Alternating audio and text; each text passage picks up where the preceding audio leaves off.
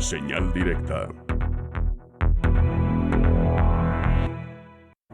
Saludamos al maestro David Gómez Álvarez, quien ya está preparado con su colaboración en esta mañana de miércoles. Muy buenos días, Belén, Sonia, auditorio de Radio Universidad y Canal 44. Pues para hablar de la revocación de mandato, me parece que no hay mejor forma de fortalecer a la democracia que por medio del sufragio. Paradójicamente, sin embargo, la consulta de revocación de mandato no contribuye a la consolidación democrática de México. Al menos existen 15 razones para no acudir a votar este próximo domingo. Primero, se tergiversó por completo la figura de la revocación de mandato hasta volverse, de facto, una campaña política de ratificación de mandato, es decir, lo contrario. Dos, la alta popularidad del presidente realmente hace ocioso este ejercicio de revocación, pues más de la mitad de la población, de acuerdo a las encuestas, lo aprueba. Si bien es cierto que popularidad no es sinónimo de apoyo electoral, con una aprobación tan elevada, es improbable que el presidente pierda la consulta. Seguramente la va a ganar de calle. 3. Se violó un principio básico de toda reforma legislativa con la aprobación de la ley de revocación de mandato que estamos inaugurando. La no retroactividad en perjuicio ni beneficio de nadie. Y es que el presidente fue electo con ciertas reglas del juego que no debieron haber cambiado, mucho menos con dedicatoria en su beneficio. 4. La revocación de mandato es un instrumento de control democrático para destituir de forma anticipada a un gobernante.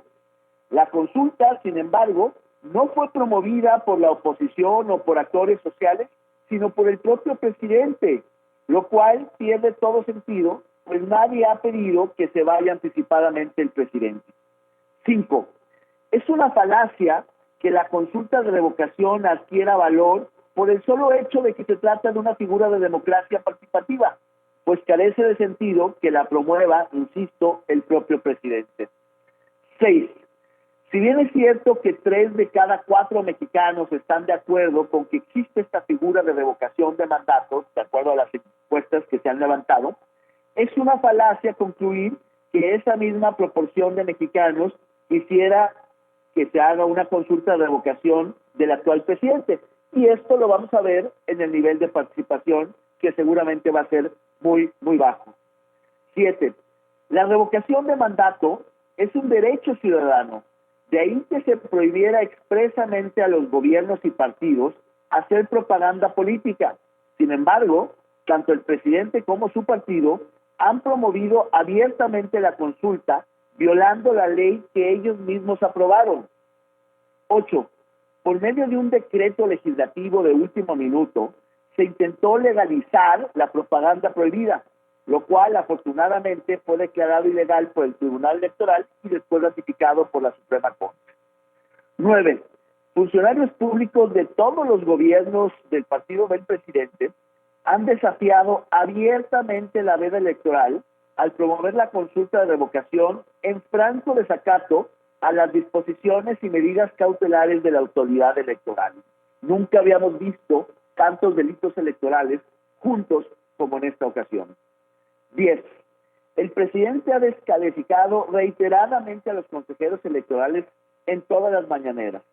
Y recientemente el secretario de Gobernación, encargado de la conducción interna de la política interna de este país, también se ha sumado a este embate contra el INE. 11. Se ha amagado a 2 de los consejeros electorales con iniciarles juicio político en su contra en la Cámara de Diputados. Incluso un legislador presentó una denuncia penal que después retiró en contra de esos 2 consejeros. 12. Se ha acusado al INE de no colocar suficientes casillas, de no promover la consulta y en general de boicotear el ejercicio. Pero al mismo tiempo se le ha recortado su presupuesto al punto casi de paralizarlo. 13. Se ha denunciado que la democracia mexicana es una de las más caras del mundo, pero la consulta costará nada menos que 1,700 millones de pesos, sin contar los gastos no reportados en espectaculares, promotores del voto y materiales electorales que de manera ilegal y clandestina algunos promoventes están haciendo. 14. Se falsificaron decenas de miles, quizá millones de firmas, viciando de origen el ejercicio de revocación mismo. El INE detectó millones de firmas irregulares que habrá que revisar para ver cómo se sancionará finalmente a quien promovió este ejercicio. 15. Se coacciona el voto en pósters, flyers, panfletos, al amenazar a los ciudadanos que si no se vota a favor de que se quede el presidente, podrían perder beneficios y programas sociales, lo cual es un delito electoral. En fin, en lugar de motivar la participación ciudadana, este histórico ejercicio de revocación de mandato, histórico porque es la primera vez que va a ocurrir, no porque realmente sea ejemplar, está polarizando, confundiendo e inhibiendo al electorado. Por todas estas razones, será en mi caso la primera vez que, habiendo elecciones, no acudiré a las urnas. Hay ocasiones en que la abstención responsable es mucho más democrática que el sufragio inefectivo. Hasta aquí mi colaboración. Gracias, David, por este comentario. Muy buenos días.